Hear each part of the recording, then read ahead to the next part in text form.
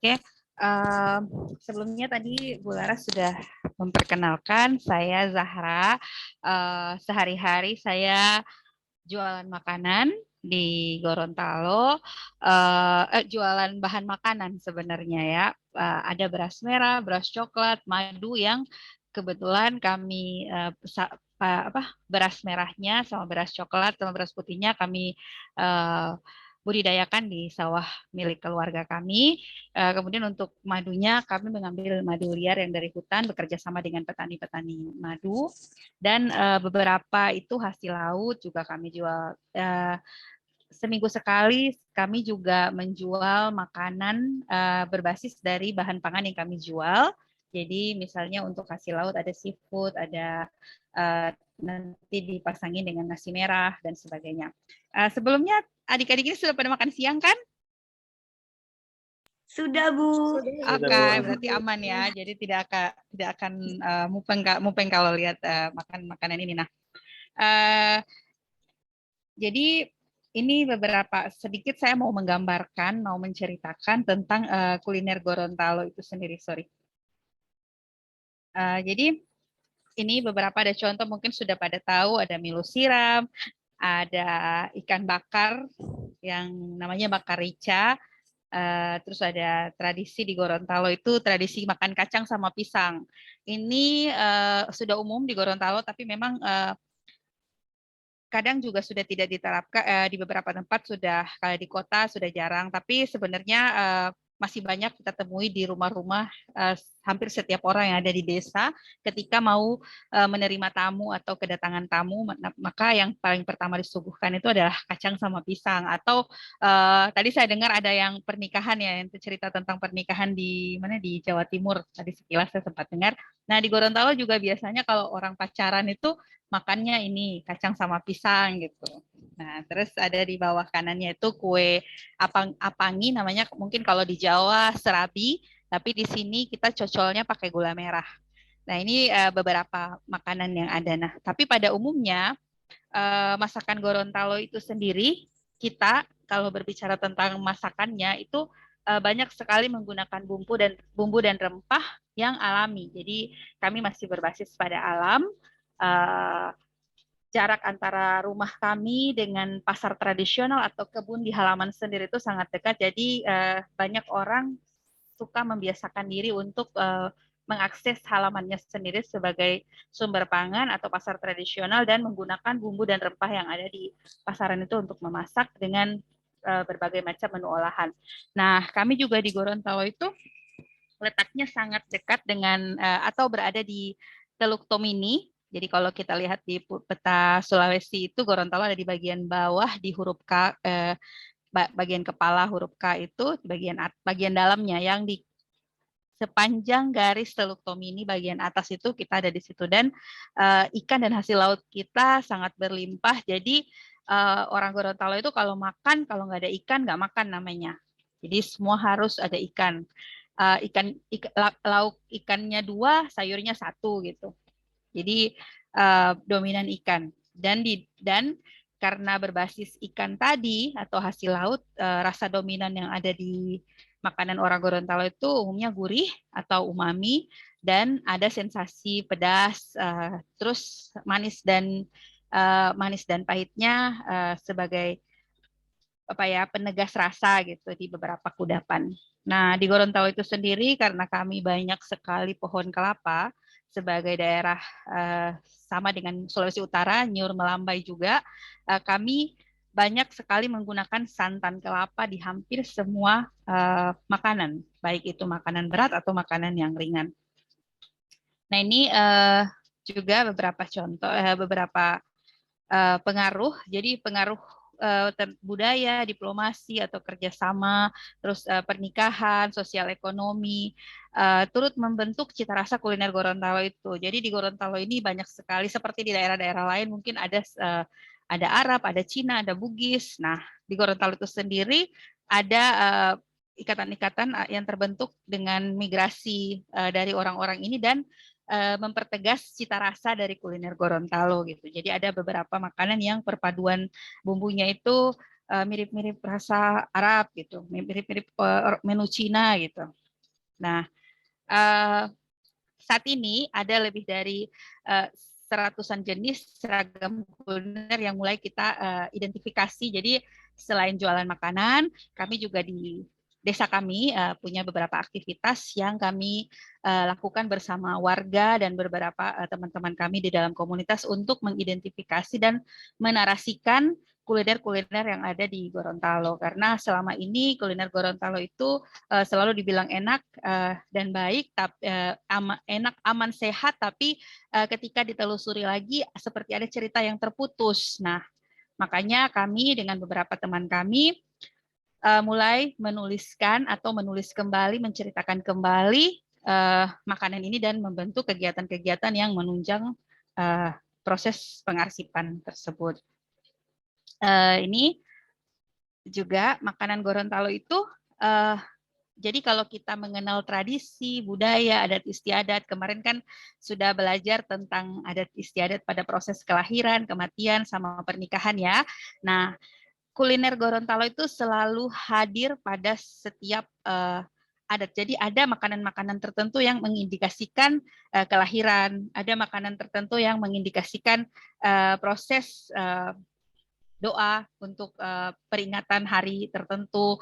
Misalnya seperti yang ada di gambar ini. Jadi gambar paling atas yang nasi kuning itu, jadi itu adalah tampilan dari menu yang biasanya kami sediakan kalau memperingati, kalau melakukan tradisi hambur benih. Mungkin di Jawa ada ya namanya tradisi hambur benih. Kalau di kita namanya tradisi Hulayadu. Kebetulan tadi pagi kami baru melakukan tradisi itu di desa kami. Papa mertua saya sebagai petani, juga beberapa petani yang lain menghambur benih. Nah, mereka yang selesai menghambur benih itu mereka ke rumah kami untuk makan bersama dan pulangnya itu diberikan semacam berkat ya, berkat atau makanan kotak untuk dibawa pulang. Yang di dalamnya itu ada sebagai hasil bumi, telur, sama ada yang coklat kecil itu namanya tili aya. Tili aya itu olahan dari telur sama santan sama gula aren. Kalau di Padang mungkin ada sarikayo namanya. Kalau di kami namanya tili aya yang biasanya sebagai simbol kehidupan gitu untuk merayakan kelahiran, perayaan doa kematian juga mengenang kematian almarhum atau almarhumah yang sudah meninggal. Terus juga untuk tradisi-tradisi seperti tadi menghambur benih. Ini yang di bawahnya itu ada namanya tolangga. Jadi kayak menara-menara kecil yang dijejerin kue-kue atau hasil bumi. Sebenarnya dulunya itu adalah semua hasil bumi, hasil kebun dengan kue-kue olahan beras atau nasi yang dibikin berwarna nasi kuning, nasi pakai gula merah atau nasi pakai bumbu. Nah, itu adalah semacam kalau di Jawa, mungkin kalau di daerah Banyuwangi ada yang tahu bagaimana nelayan-nelayan di sana melakukan tradisi petik laut gitu kan. Nah, di kami ini dilakukan di saat memperingati Maulid Nabi. Jadi kelahiran Rasulullah, kami merayakan hal itu dengan membuat seperti sedekah rombongan. Nah, ini yang kami buat biasanya kami di rumah ini membuat sampai 5 sampai 6 buah yang begini dan itu adalah urunan dari warga di sekitar kami, kemudian kami bawa ke masjid paginya untuk didoakan dan kemudian dibagi-bagikan ke jamaah masjid. Juga ada di hari Asyura atau 10 Muharram. Nah, kita di Gorontalo itu sebagian besar memperingati dengan merayakan dengan membuat kue-kue yang menggunakan gula merah. Jadi mungkin ini simbol hari Asyura itu. Jadi membuat kue yang berbahan gula merah. Salah satu contohnya yang tadi saya ceritakan apang colo itu. Jadi apang kalau di Jawa namanya serabi, dimakannya dikasih topping gitu kayak pizza, tapi kalau di kami dicocol di gula merah itu. Nah, juga kalau tadi sudah belajar yang pesta pernikahan, biasanya kalau kita namanya modumango ya, kalau pengunjung yang mau berkunjung ke pesta pernikahan itu biasanya disuguhin cengkeh untuk diemut gitulah, dimakan selama. Tapi juga bisa menolak kalau tidak. Mungkin kalau di daerah timur di Papua itu disuguhkan pinang sama siri gitu. Nah di sini cengkeh. Kemudian ada namanya bako hati sama palau. Jadi bako hati itu artinya bongkahan hati atau gift gitu ya. Jadi yang diberikan oleh keluarga yang berduka pada saat tradisi 40 hari kematian kepada tetangga atau orang-orang yang diundang untuk datang ke tradisi 40 hari tersebut. Yang isinya adalah kue-kue sama uang koin. Uang koinnya 1.000-an, 2.000-an gitu, uang kertas dilipat-lipat. Nah, ini beberapa contoh kuliner. Jadi kuliner-kuliner yang ada di Gorontalo itu sendiri sebenarnya kalau kuliner yang menjadi ciri khas Gorontalo itu tidak melulu berbahan beras ya. Jadi kita banyak menggunakan biji-bijian dan umbi-umbian sama tepung kayak tepung sagu. Nah, ini contohnya adalah jagung. Kami di Gorontalo punya beberapa kuliner. Nah, itu nasi yang nomor 1 itu adalah namanya balobinde atau nasi jagung. Jadi kita mencampur jagung yang putih sama jagung yang kuning, kemudian kita masak dan dimakan sebagaimana nasi. Mungkin kalau di Jawa yang dari singkong ada ubi jalar, tiwul ya. Nah, ini juga ada di bawahnya ada jagung yang dimakan sama urap. Kalau di kami itu namanya gohu. Jadi gohu itu di kami terbuat dari jantung pisang sama kelapa dan suwiran ikan tuna atau ikan cakalang gitu sama daun pepaya sama kembang pepaya. Jadi dia dibikin sedemikian rupa sampai nggak pahit. Nah di bawahnya lagi gambar ketiga itu namanya alopa. Jadi alopa itu dari jagung yang diparut, kemudian diperas, dicampur kelapa dan dipahat lagi di dalam kulitnya. Kulit jagung. Kemudian ini ada milo siram. Kalau kemarin kan sudah coba milo siram. Nah, milo siram di Gorontalo itu ada 2 versi yang menggunakan satu yang bagian atas itu adalah menggunakan varietas jagung lokal di Gorontalo, jagung pulut namanya, jagung boni-bonia namanya. Nah, di bawahnya itu adalah jagung kuning, juga jagung lokal sebenarnya, tapi belakangan dengan banyaknya jagung-jagung yang bibit-bibit hibrida, banyak orang yang menggunakan jagung tersebut. Nah, ini ada bubur dari jagung. Jadi bagian kalau di Gorontalo itu kita suka bikin ini kan yang nomor 1 ini suka bikin nasi jagung. Nah, kalau digiling itu kan ada bagian yang paling halusnya. Nah, yang halusnya itu kita bikin bubur. Jadi buburnya itu dimasak pakai santan, kemudian dimakannya pakai sambal. Orang Gorontalo juga sangat senang sambal. Nah, ini ada kolak dari jagung manis. Jadi jagung dipipil terus dimasak seperti sebagaimana kolak pakai santan, pakai gula merah gitu. Namanya bilobola. Nah, ini juga kuliner yang berbahan sagu. Jadi kalau kita telusuri peradaban, sebenarnya makanan paling tua yang ada di Gorontalo itu bahannya dari sagu dan umbi-umbian. Jagung mungkin masuk ketika dibawa bermigrasi ke sini karena pada dasarnya dari Sabang sampai Merauke kita tumbuhannya kan tumbuhan-tumbuhan hutan. Nah, ini nomor 1 ada namanya bio. Kalau orang Maluku atau orang Papua yang ada di sini pasti tahu namanya papeda. Kalau di kami bio jadi sagu yang dimasak sampai tergelatinisasi namanya sampai kenyal, kemudian diberi kuah asam, dikasih ikan atau kepala ikan atau bagian ikan yang lain. Nah, yang nomor 2 ini namanya ilabulo. Jadi ini adalah sagu yang dicampur dengan jeroan ikan atau kulit ayam gitu, dikasih telur puyuh, kemudian dibungkus kayak bungkus pepes dan dibakar. Yang nomor 3 ini namanya ilepao. Jadi ilepao itu kalau kemarin kalian pernah nonton Nike yang diolah menjadi perkedel, nah ini salah satu contohnya. Jadi seperti pizza, sagu yang dipanggang, kemudian di dalamnya itu dilapisi, diberi isi nike yang sudah dibumbui. Nah, ini seperti seperti yang di bawahnya ini isiannya ada nike, isiannya nike. Nah, ini yang keempat adalah bubur sagu. Jadi sagu dicampur dengan gula aren dan kelapa muda. Jadi orang di sini kami sangat suka menggunakan kelapa atau santan sebagai pencampur bahan makanan dan hampir ada di setiap masakan. Sama dengan yang nomor 3 ini juga ilepao. Sagunya itu dicampur parutan cukur kelapa parut, tapi di sini kita bilangnya kelapa yang dicukur karena bukan diparut sistemnya. Nanti kalau misalnya sempat saya tunjukin. Nah, ini kuliner Gorontalo yang berbahan singkong, ubi jalar, dan pisang.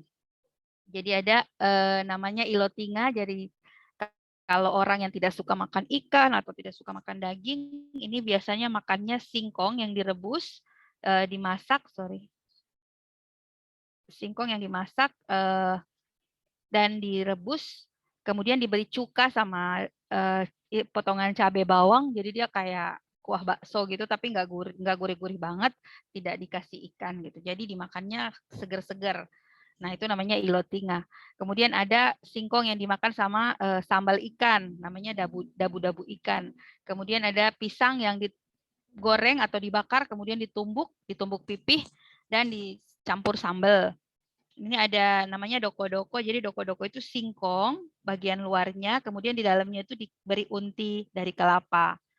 Ini juga ada bobengga. Bobengga itu singkong yang diparut, kemudian dikasih santan dan dibungkus daun seperti lemet kalau di Jawa.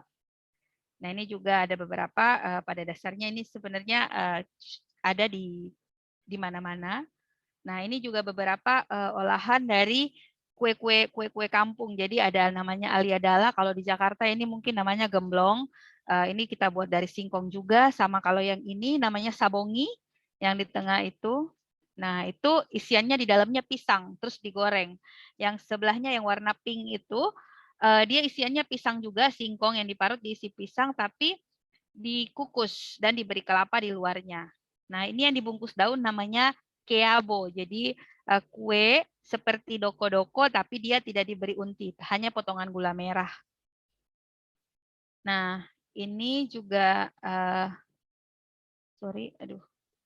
sebentar ya. Nah, ini kuliner yang berbasis ikan. Ada menu ikannya iloni. Iloni itu semacam sambal yang dimasak dengan santan. Jadi dia isiannya cabai bawang sama kemiri dan dikasih santan. Kemudian ada namanya ilulia. Jadi ilulia itu bahannya seperti kita kalau kalian pernah dengar masak woku atau kuah tumis, tapi ikannya digoreng dulu kemudian diberi bumbu. Nah, ini yang paling biasanya banyak dibilang ciri khas Gorontalo banget. Ini ikan belendango. Jadi ikannya dibelah kupu-kupu, kemudian di atasnya itu diberi cabai bawang tomat sama habis itu digoreng sama daun-daunan kayak serai, daun pandan, kemangi. Nah, ini namanya yang tadi saya kasih contoh di depan namanya bakarica atau pilanggangi kalau bahasa orang Gorontalo bilangnya pilanggangi. Jadi ikan yang dibakar dikasih cabai bawang gitu sama minyak kelapa kampung. Nah, ini juga ada kuah asam, ikan yang dibikin kayak sop tapi cita rasanya asam. Ini tadi saya bilang woku. Kalau ini versi segernya, kalau ini versi sudah digorengnya, yang ilulia. Oke, ini juga ada kuliner yang berbahan sayur. Jadi selain tadi kita berbahan ikan juga ada yang sayur-sayuran. Kalau ini kelapa, kelapa yang diparut kemudian ditaruh ikan terinya ikan teri yang besar-besar. Nah, di bawahnya ini yang tadi saya bilang gohu, jadi jantung pisang dicampur dengan daun pepaya sama kembang pepaya, diberi belimbing wuluh. Satu ciri khas juga di Gorontalo adalah suka menggunakan belimbing wuluh di hampir semua masakannya, bahkan di sambalnya, di beberapa sambal ada yang menggunakan belimbing wuluh. Nah, juga ini ada sayur dari pepaya muda yang dimasak santan, namanya sambali. Ini biasanya untuk cita rasa yang untuk menguatkan rasanya biasanya ditambahkan ikan cakalang asap. Selanjutnya ada sayur pakis yang dicampur dengan kembang pepaya. Itu kami bilangnya di sini pakis itu paku, sayur paku. Nah, ini ada pilitode itu kuah santan yang dimasak. Jadi ihu itu adalah terong. Jadi kita bilangnya di sini terong itu ihu, dimasaknya pakai santan. Sama juga dengan yang di sebelahnya namanya acar kuning, jadi campuran dari rebung.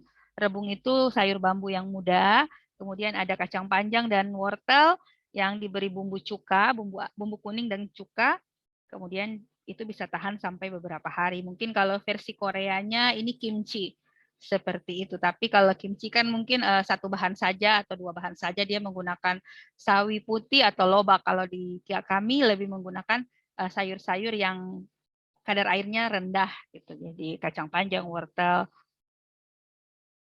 Nah, ini juga beberapa contoh. Kalau kemarin kan nike ya, ini jadi ini si nike yang sudah dibumbui, kemudian bisa dibikin perkedel, bisa dimasak pepes. Ini ilahu namanya sebenarnya. Kalau kita bilangnya ilahu, tapi kalau orang Jawa bilangnya pepes karena biasanya kalau ilahu ini dilapisin daun, kalau pepes dibungkus daun. Nah, ini biasanya cuma dilapisi daun. Kemudian ada crispy, jadi nike yang diberi dibalur tepung. Ini saya bikinnya yang tidak pakai terigu, jadi aman buat orang-orang tertentu. Jadi dia lebih kriuk juga karena cuma menggunakan tepung beras. Nah, ini payangga. Jadi ikan payangga itu adalah salah satu ikan kecil yang ada di perairan danau di Gorontalo, ada Danau Limboto. Nah, dengan berkurangnya luas lahan danau, maka semakin berkurang juga ikan ini. Jadi ini ikan payangga sekarang harganya juga sudah sangat mahal karena sudah sangat sulit ditemukan, tapi masih beberapa ada yang menjualnya. Ikan payangga ini sebenarnya tidak hanya di Gorontalo, tidak hanya di Danau Limboto, tapi di beberapa perairan danau di Sulawesi ada. Nah ini, jadi sambal sambal khas Gorontalo. Kalau tadi melihat hampir semua masakan beratnya Gorontalo itu pedas ya. Jadi sensasi dari makanan Gorontalo itu pedas. Beda kalau di Medan pedasnya itu biasanya menggunakan andaliman. Jadi pedasnya itu getir. Seperti kalau misalnya ada yang sudah pernah makan andaliman atau biasa makan andaliman mungkin sudah terbiasa. Tapi ada yang baru pernah pertama nyobain biasanya itu kayak bibirnya itu kayak orang kayak membesar tapi tidak. Tapi jadi dia seperti getir gitu. Nah, orang Gorontalo suka menggunakan sambal dengan cabai yang kecil. Ini varietas yang langka, namanya Malita Diti. Sudah sangat jarang juga ditemui. Kami di sini menanam beberapa pohon ada untuk menciptakan rasa pedas, sensasi pedas yang wow kalau di sambal kami. Nah, ada juga yang varietas lokalnya itu namanya Samia. Jadi banyak dijumpai di pasar. Nah, itu yang membuat sambal di daerah kami itu berbeda dengan daerah lain karena kami menggunakan cabai yang benar-benar pedas. Jadi walaupun makanan Gorontalo itu pedas, tapi tidak membuat sakit perut atau tidak membuat kita harus diare dan sebagainya gitu, karena dia tidak panas, hanya pedas. Ini ada beberapa contoh sambal yang pernah kami buat. Ada sambal dari terong, sambal dabu-dabu ini ciri khasnya, sama ini dari sambal yang kami buat dari blondo. Blondo itu sisa ampas kalau kita mau masak minyak kelapa. Dan ini ada ciri khas yang paling kanan bawah itu adalah dabu-dabu iris. Jadi setiap orang Gorontalo, katanya perempuan Gorontalo harus bisa bikin dabu-dabu iris gitu. Nah ini yang hampir selalu kita konsumsi di rumah. Sorry. Oke. Ini ada juga sambal yang berbasis ikan. Jadi kalau kalian dengar ikan sagela atau sambal sagela, jadi di Gorontalo ada olahan dari ikan julung-julung, ikan julung-julung yang moncongnya panjang. Nah, itu dibuat asap, tapi peruntukannya adalah untuk dibuat sambal. Jadi ini sambal sagela yang masih kelihatan ikan-ikannya itu karena orang Gorontalo bilang kalau sambal itu sambal sagela itu harus berasa ikannya gitu. Nah, ini juga dabu-dabu. Jadi kalau kita lihat makanannya orang Gorontalo itu sebenarnya sangat jarang yang menggunakan Royco atau Masako, maaf ya saya sebut merek, atau penyedap sintetik karena memang kami sudah menggunakan base yang gurih. Jadi kami sudah menggunakan ikan untuk makanannya, untuk bahan penguat rasanya. Nah, ini ada dabu-dabu ikan. Biasanya dabu-dabu ikan ini tadi yang dimakan dengan rebus-rebusan. Jadi dabu-dabu yang diolah biasa, kemudian dicampurkan ikan yang disuir-suir. Oke, jadi tadi saya sudah bilang saya sempat bilang di depan, kami di desa kami juga melakukan banyak kegiatan-kegiatan dalam rangka pelestarian kuliner Gorontalo. Nah, ini adalah salah satu bentukan kami bekerja sama dengan warga desa dan beberapa komunitas terkait juga aktif pemerhati-pemerhati kuliner, pangan dan sebagainya. Jadi kami membentuk namanya Studio Pangan. Isinya adalah ibu-ibu penjual, ibu-ibu rumah tangga yang tadinya sebenarnya mereka tidak jualan, mereka hanya bekerja, kebetulan mereka bekerja di rumah kami di desa. Jadi setiap ada tradisi, kebetulan di sini kami sangat keluarga suami saya sangat melestarikan tradisi seperti bekerja sama dalam acara, dalam doa dan sebagainya. Nah, mereka-mereka ini adalah orang yang suka bantu-bantu di rumah kami. Mereka warga yang tinggal di sini tapi suka datang untuk membantu. Nah, setelah saya ke sini melihat ada potensi sama ibu-ibu ini, saya pertamanya mencoba menantang apakah mereka mau jualan. Saya akan bantu untuk pasarkan. Nah, peluang pasar ini ternyata ditangkap juga sama mereka. Mereka mau, tapi sayanya yang harus menjual, mereka membuat saja. Dan sistemnya saya membeli punya mereka, kemudian saya jual lagi ya. Kadang juga saya tidak menghitung untungnya, tapi bagaimana ibu-ibu ini biar tahu dulu bahwa mereka punya potensi. Nah, karena beberapa kegiatan kami di desa ada namanya kegiatan seni dan budaya, kami suka bikin pameran di sawah, bikin land art gitu-gitu. Kami memfasilitasi mereka untuk bisa berjualan dan berjualan untuk pengunjung-pengunjung ke pameran gitu, ke kegiatan-kegiatan kami, dan mereka di situ sudah mulai kenal.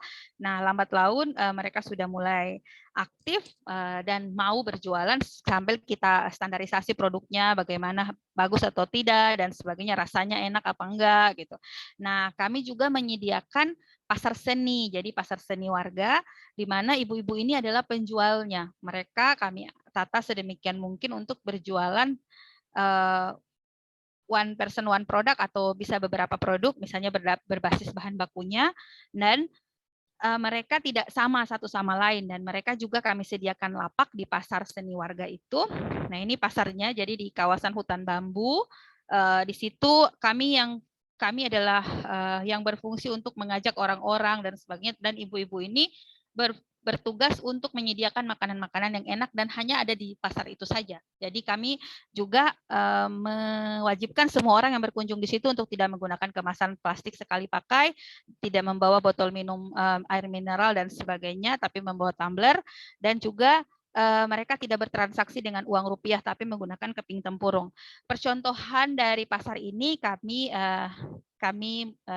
ikuti dari pasar yang ada di Temanggung, Pasar Papringan. Kebetulan dua minggu yang lalu bapaknya si founder dari Pasar Papringan Temanggung, Pak Singgih S. Kartono namanya, beliau juga pengusaha untuk radio bambu, sepeda bambu dan sebagainya, datang ke sini untuk semacam kami belajar dari beliau untuk bagaimana next-nya untuk kegiatan-kegiatan pemberdayaan desa dan sebagainya. Jadi ini adalah salah satu wadah yang kami sediakan. Untuk saat ini pasar seni warga masih belum berjalan karena memang ada beberapa hambatan, tapi minggu depan kami ada kegiatan namanya Pekan Studio Pangan. Jadi ibu-ibu ini kami wadahi di depan studio yang kami miliki. Jadi kami ada bengkel seni rupa. Kebetulan suami saya dengan beberapa teman seniman suka melakukan pembuatan karya seni, dan kami menyediakan halamannya itu untuk ibu-ibu ini berjualan dalam Pekan Studio Pangan. Nah, kami juga bekerja sama dengan Lingkar Temu Kabupaten Lestari yang ada di Jakarta. Mereka adalah salah satu badan atau NGO yang bekerja untuk mendukung mendukung kelestarian alam dengan menjaga bumi dan menjaga agar iklim tetap baik gitu. Nah, mereka juga bekerja sama dengan kami, dan ada beberapa generasi muda yang dibentuk oleh kegiatan itu juga berkolaborasi dengan kami untuk buat buku tentang kuliner Gorontalo, yang insya Allah tanggal 27 nanti akan ada peluncurannya di desa kami juga malam. Siapa tahu ada yang berdomisili Gorontalo yang mau hadir, silahkan. acaranya dari tanggal 26 sampai 28, nanti akan ada musik tradisi, ada kuliner dan sebagainya. Ada diskusi tentang pangan juga. Saya juga kemarin sempat kolaborasi dengan salah satu Ibu Amanda Katili yang orang Gorontalo yang berdomisili di Jakarta. Beliau juga adalah salah satu leader dari Climate Reality Project. Jadi kalau adik-adik ini pernah terlibat dalam program yang leader climate, jadi pasti kenal ibunya karena ibunya adalah climate reality leadernya Indonesia. Beliau menulis buku tentang iklim dan resep yang ramah iklim. Kebetulan mengambil basisnya di basis produk Gorontalo dan saya ikut menuliskan resep-resep tersebut. Ingin tahu atau penasaran dengan resep-resep menu-menu yang tadi yang saya sudah ceritakan, bisa di-download sih sebenarnya gratis di Playbook, Google Playbook. Kata kuncinya resep kuliner Gorontalo atau resep ramah iklim. Jadi kalian bisa download gratis, mau coba-coba resepnya atau mau belajar biar lebih bagaimana membuat usaha, tapi kita juga tidak hanya memikirkan omset dan berapa keuntungan yang kita peroleh, tapi kita juga turut punya sumbangsi untuk melestarikan lingkungan kita, memberdayakan orang-orang yang ada di sekitar kita, dan bekerja sama dengan baik untuk membentuk tadi bisnis yang lebih lestari, lebih istilahnya lebih panjang umur dan lebih peduli terhadap lebih ramah bumi gitu. Nah, ini ada beberapa kegiatan-kegiatan juga selain ini, buku dan sebagainya. Kami juga ada biasanya kalau sekarang kan karena pandemi lebih ngetren Zoom ya. Jadi kami lakukan seminar-seminar online untuk menyajikan kuliner Gorontalo ini, bahkan ada yang mencontohkan menu-menu ini ke halayak atau ke dunia gitu. Nah, terima kasih atas perhatiannya. Mungkin kalau ada teman-teman yang pengen cari tahu lebih banyak lagi tentang kami, tentang Bakul Goronto itu sendiri, saya ada di Instagram, namanya @bakulgoronto. Bukan Gorontalo ya, tapi Goronto Bakul, Goronto tanpa spasi. Kemudian ada juga Studio Hartis, jadi di situ ada informasi tentang kegiatan-kegiatan apa saja yang kami lakukan di desa, apa saja yang kami lakukan terkait dengan pelestarian kuliner, pelestarian seni dan budaya, juga tradisi. Silahkan kalau ada yang mau ditanyakan. Terima kasih. Assalamualaikum warahmatullahi wabarakatuh. Waalaikumsalam warahmatullahi wabarakatuh. Baik teman-teman, jika ada yang ingin bertanya mengenai materi barusan dipersilakan.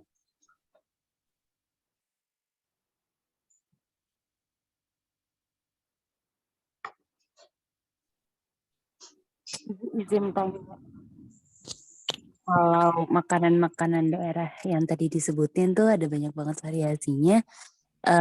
Ketika kita di Gorontalo, bisa ditemui di mana ya Bu? Maksudnya di jalan apa? Di jalan apa yang banyak yang satu daerah jualan makanan daerah khas Gorontalo? Nah, itu dia. Jadi begini ya. Sebenarnya ini banyak kita temui di jajanan kayak ini, saya kasih contoh. Ini ya, kalau pisang goreng sama sambal ini banyak sekali dijual di pinggir jalan di Gorontalo. Kalau saya harus menyebutkan namanya, mungkin saya akan maksudnya akan ada subjektivitas ya. Jadi tapi pisang goreng sama sambal ini ditemui di banyak tempat di Gorontalo. Kalau milu siram sama kuah bugis juga ini ada di beberapa tempat tertentu di kota yang menyajikan ini. Tidak sulit untuk menemuinya. Cuma memang nah ini kalau ini bubur sada juga tidak setiap hari ada orang jualan. Kalau milu siram hampir setiap tempat. Cuma memang ada beberapa tempat yang recommended gitu ya. Kalau orang-orang kuliner bilangnya recommended place-nya apa gitu, recommended menu-nya apa. Nah, ini milu siram juga banyak. Nah, untuk jajanan-jajanan seperti ini ya, yang nomor 2 atau nomor 3 ini bahkan tidak. Dan saya pun sebagai penjual makanan mingguan, saya belum memproduksi ini untuk saya jual karena ini adalah salah satu kuliner yang sangat langka. Jadi banyak orang yang bahkan orang Gorontalo pun bahkan tidak tahu ketika saya mengklarifikasi ke anak-anak muda atau ke mahasiswa-mahasiswa yang dulu saya pernah ajar, tapi mereka ternyata tidak tahu menu-menu ini. Jadi juga ini bubur sagu ini. Sebenarnya ini proses pembuatannya gampang, tapi saya pun heran, saya belum menemukan ini di pasaran kecuali dari kami yang menjualnya, dari saya di beberapa di hari-hari tertentu. Kadang saya jual, kadang juga saya nggak jual ini. Nah, ini juga kalau ilabulo ini jajan pasar yang hampir setiap hari ada di mana-mana. Jadi sagu sama isian jeroan ayam, kulit ayam gitu atau ati ampela. Nah, ini hampir setiap tempat ada. Kalau kuah asam ini tanpa sagu ya, tanpa bio ini bisa dijumpai di warung-warung makan banyak. Kalau ini ilepao biasanya made by order juga ada beberapa, kita bisa pesan. Di Gorontalo juga karena sudah ada GoFood, tapi memang kuliner di GoFood itu banyak kan yang modern ya, Bu Laras. Jadi kalau kuliner-kuliner kita yang, karena mungkin begini ya, Gorontalo itu kan bukan kota besar, jadi town gitu ya, istilahnya mungkin kota kecil. Nah, tradisi makan di rumah itu tinggi bagi orang Gorontalo. Jadi hampir setiap hari kita makan di rumah, orang tua kita masak atau kita yang masak untuk keluarga kita. Jadi ketika kita jajan di luar, yang tersedia kebanyakan pasar itu menyediakan jajan-jajan yang kekinian gitu. Misalnya geprek, ayam mozzarella, dan lain-lain. Jadi ketika mau mencari jajan-jajan kuliner ini sulit ditemui. Saya sendiri punya usaha yang masakan rumah ini di bawahnya Goronto ini, itu biasanya made by request juga, karena orang-orang tertentu yang hanya menjawab keinginan orang-orang tertentu yang misalnya tidak masak di rumah tapi kangen masakan Gorontalo, yang masakan original otentik Gorontalo, dan juga tidak punya waktu untuk memasak, atau mereka punya tamu yang ingin mereka perkenalkan tentang kuliner Gorontalo. Jadi ada beberapa yang mudah kita temui, ada juga yang sulit kita temui di pasaran, kira-kira begitu. Baik Ibu, terima kasih banyak Ibu. Maaf ya saya masuk ya, soalnya Bu Zahra, jadi teman-teman ini sudah ada, alhamdulillah sudah ada pengumuman mereka ini akan luring. Jadi sebagian yang mau untuk datang ke Gorontalo, mereka kebetulan sudah ada tiketnya kayaknya ya, kalau tidak salah mereka datang sekitar tanggal 24 sampai 27 kalau nggak salahnya. Jadi teman-teman mungkin bisa melis-list kali ya, tapi memang benar juga, memang masakan khas Gorontalo itu memang karena kita suka memasak di rumah, jadi memang ada yang mudah ditemui, ada juga yang sulit ditemui. Mungkin nanti bisa diajak mungkin ya Bu di acaranya itu yang tanggal berapa datang sini? 24 sampai? Ada yang 26, ada yang 27 ya? Mulai dari tanggal 24 sampai 27. Kalau datangnya, kalau sudah di sininya 26, 27 sampai kalau 26, 27, 28 sudah di Gorontalo, ada di Gorontalo, bisa hadir aja di kegiatan kami. Jadi sekaligus kebetulan di acara itu kami akan ada proses pendokumentasian kuliner Gorontalo dari ibu-ibu yang jualan tadi, ibu-ibu studio pangan, mereka akan membuat beberapa menu. Nah, itu kalau kalian pengen lihat proses pembuatannya, juga kerjasama ini kami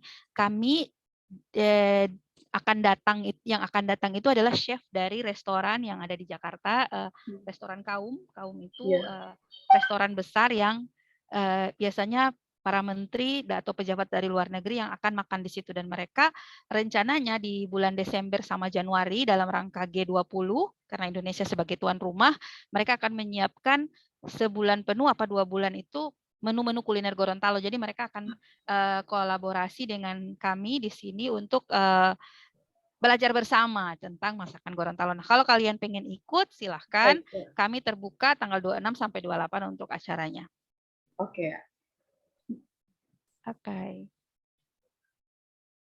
Ya, mungkin ada lagi? Boleh Bu masuk. Ya, Iya, terima kasih Bu.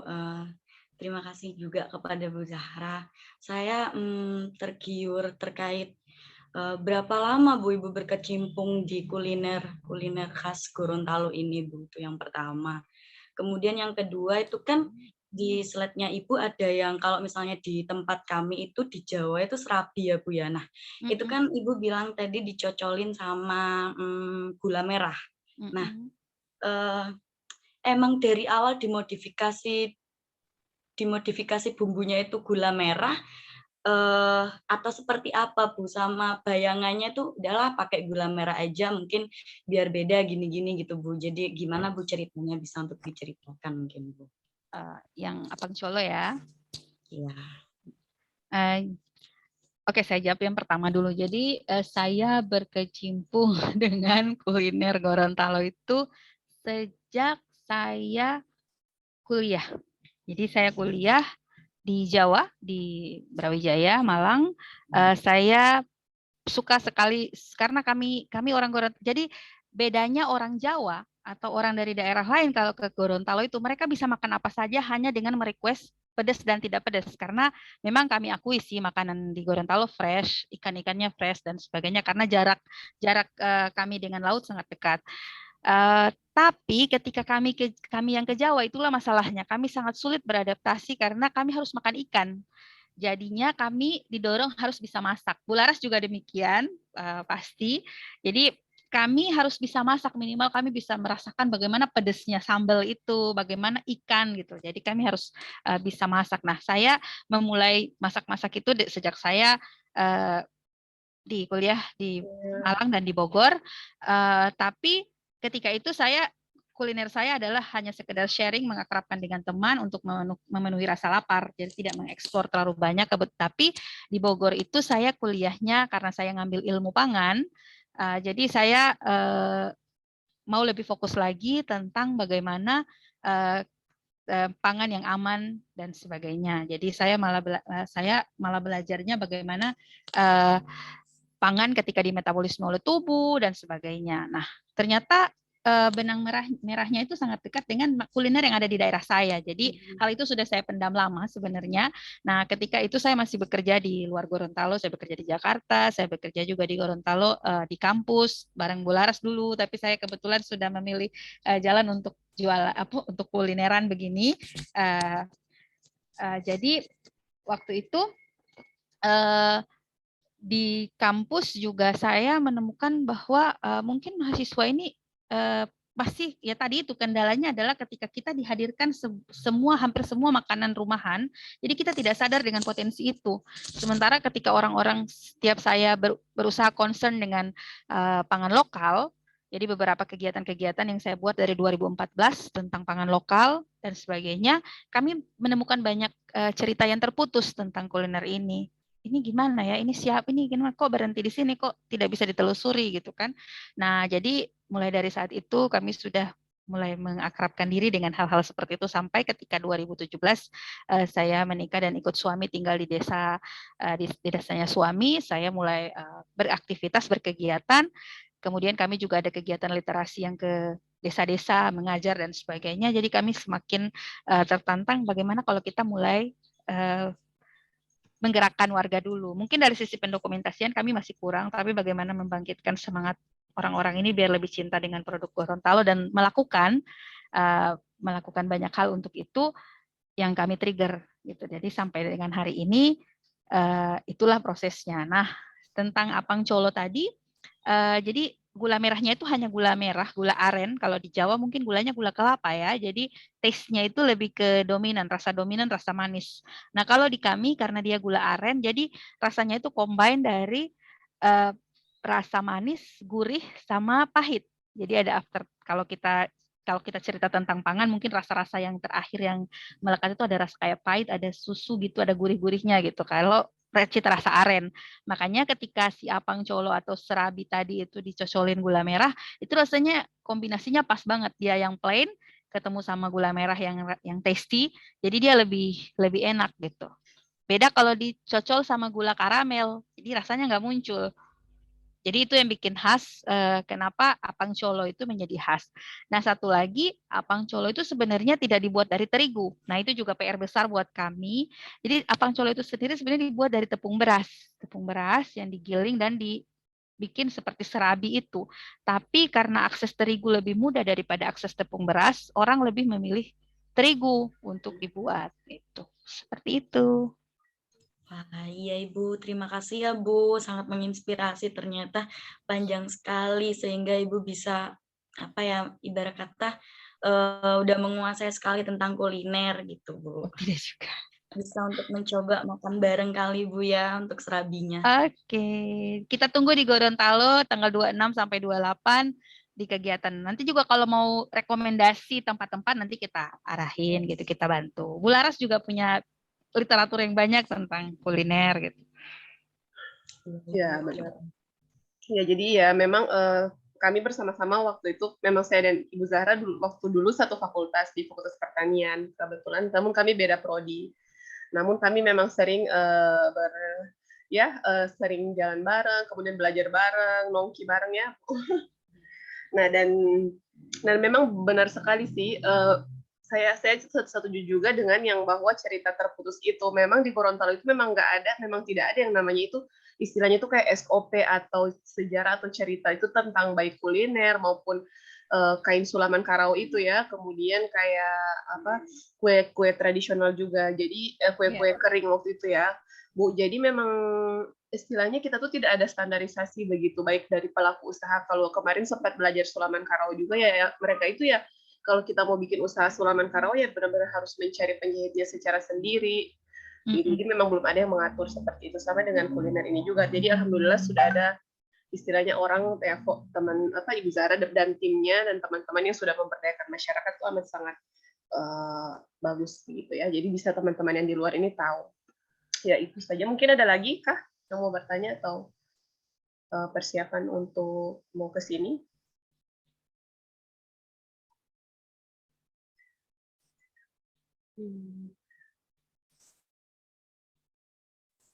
Mungkin kalau saya Bu, asal kata Goronto itu dari mana ya? Ya, jadi Goronto itu sebenarnya misspelling dari Gorontalo. Jadi ada anak salah satu teman kami, ceritanya waktu itu saya dengan suami habis selesai nikah, kami jalan-jalan ke Jawa dan berkunjung ke teman-teman kami yang ada di sana, dan ada salah satu teman anaknya itu kalau bilang Gorontalo itu bilangnya Goronto. Nah, usaha Goronto ini resmi dikasih nama sekitar tahun 2017 itu akhir. Jadi ketika kami mendengar nama Goronto itu kayaknya lebih bunyi dan lebih kuat gitu kan. Kalau ya karena memang beberapa usaha kami juga kami memberikan nama yang bunyi gitu, kayak contohnya nasi baskom gitu kan. Nasi baskom itu nasi yang di mangkok, tapi semua orang mengenal itu sebagai identitas daerah, kayak rice bowl kan bahasa Inggrisnya, Gorontalonya nasi baskom. Nah itu sama dengan Goronto tadi. Jadi karena misspelling itu orang pasti akan berpikir Gorontalo, pasti orang kalau nggak bisa nyebut pasti akan ke Goronto, jadi mereka akan misspellingnya ke situ. Tapi itu ceritanya seperti itu sih, karena anak kecil yang tidak bisa bilang Gorontalo, tapi dia orang Gorontalo, jadi dia bilangnya Goronto, jadi kita pakai aja itu. Begitu. Oke ya, ada lagi kah? Ya.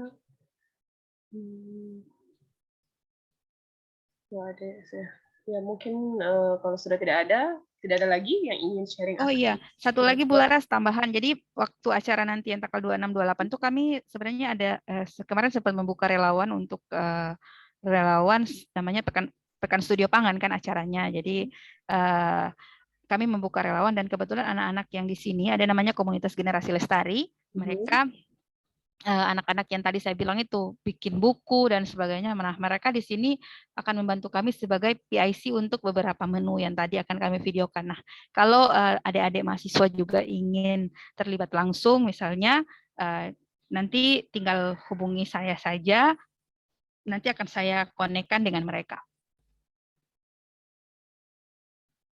Oke. Ya, baik.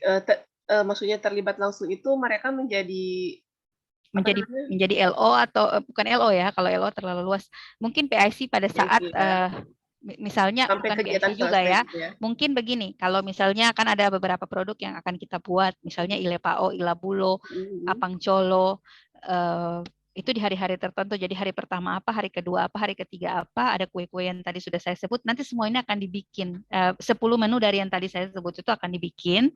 Nah, kalau mereka mau terlibat langsung dalam pembuatan satu produk, yang pasti yang di video kan sebenarnya pembuatnya, bukan PIC atau nanti kalian yang akan terlibat. Tapi kalau mau lihat dengan seksama gitu, biar fokus. Oh, saya mau fokus ke sagu, Ilepao sama Ilabulo. Nanti kita akan spare waktu khusus, bisa tanya-tanya ke ibunya atau bisa tanya-tanya ke PIC yang sudah ada di sini. Jadi bisa kami hubungkan gitu. Oke, baik ya. Oke ya, bagus sekali ya. Benar-benar tepat dan pas juga mereka juga mau ke sini. Jadi ya nanti Ya. kita coba data ya teman-teman. Baiklah, mungkin kalau sudah tidak ada lagi yang ditanyakan, mungkin saya mau akhiri saja, dikembalikan dulu ke moderator. Oke. Baik, terima kasih.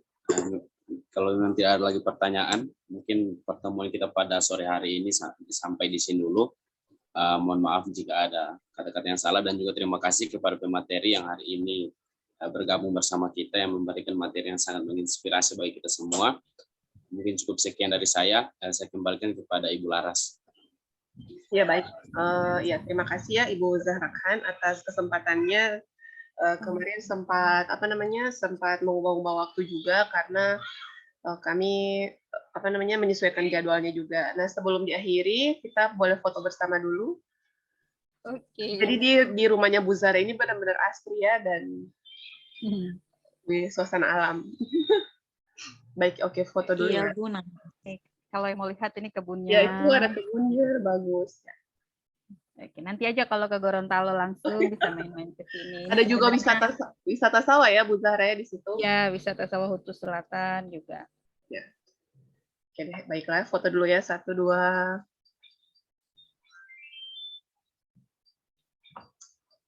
Ulangi ya, 1, 2. Oke. Sebentar. Oh iya, kemarin kami kedatangan tamu, Bu Laras, Ya, dari NTT, dari Timor, namanya Kak Diki Senda. Kalau ada yang suka baca buku, beliau penulis buku, namanya Diki Senda, dan beliau selain menulis buku, beliau juga belajar mulai sejak 6 tahun belakangan ini, dia mulai mendokumentasikan sejarah tentang desanya, Desa Molo, di daerah timur perbatasan dengan Timor Leste, dan di sana semua cerita dari Kak Diki itu sangat indah dan sangat bagus. Jadi Kak Diki itu menceritakan tentang banyak hal yang menjadi tradisi dan kebiasaan di kampungnya, tapi yang bagus dari dia adalah bagaimana dia mengajak generasi muda, anak-anak SD, SMP itu untuk bikin tulisan dan sebagainya. Kak Diki tinggal di sini selama 7 hari dan banyak belajar tentang Gorontalo. Kebetulan tinggal di rumah kami, dan kami juga sharing menu dengan beliau. Jadi ibu-ibu di sini menyajikan ilabulo dan Kak Diki bikin sambal luat. Sebenarnya kita mau bikin dari Seisap itu asalnya dari kampungnya Kak Diki. Dia juga sudah menceritakan sejarah tentang sei dan sejarah tentang sambal luat sama rumpu rampe yang biasa. Sei kan sekarang lagi ngehits ya kalau di Jakarta, di Jawa, tapi asalnya dan ceritanya itu sangat menggugah, dan itu yang membuat orang Gorontalo juga sedikit terpukul karena kami tidak bisa banyak hal yang tidak bisa kami telusuri ke belakang gitu. Oke. Ya, oke. Ya, makasih infonya ya, Bu Zahra. Sama-sama. Nanti sebenarnya kita juga ini akan ada kegiatan, ada juga beda film ya, dengan nanti ada seni dan budaya juga sih. Memang kalau tidak salah kita masih akan melalui 7 kegiatan lagi kurang lebih. Baiklah, itu insya Allah nanti kita akan berlanjut nanti komunikasinya dengan Bu Zahra nanti apabila teman-teman sudah di sini, insya Allah, karena itu benar-benar sangat sangat benar-benar istilahnya berbeda gitu, dan sangat berpeluang bagi teman-teman untuk bisa ikut kegiatan dari Bu Zahra nanti. Baiklah, itu saja. Terima kasih atas kesempatannya di saat yang hujan ini. Semoga bermanfaat ya teman-teman, dan kita masih bisa berlanjut komunikasi ke depannya. Wabillahi taufiq wal hidayah, saya akhiri. Assalamualaikum warahmatullahi wabarakatuh. Selamat sore. Sore, izin keluar ya. Dadah. Ya, sampai jumpa. Terima kasih, Bu. Iya. Terima kasih.